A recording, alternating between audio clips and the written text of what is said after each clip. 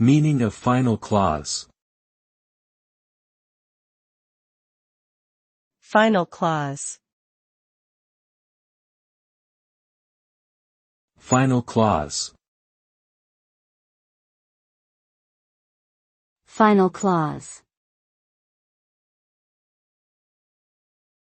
Final clause.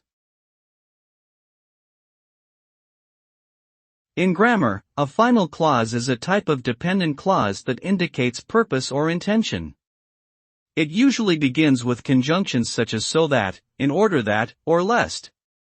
The final clause expresses the intended result of the action described in the main clause.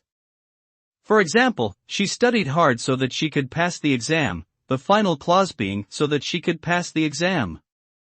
To summarize, a final clause is a dependent clause that shows the intended result of the action described in the main clause. It is often introduced by conjunctions indicating purpose or intention.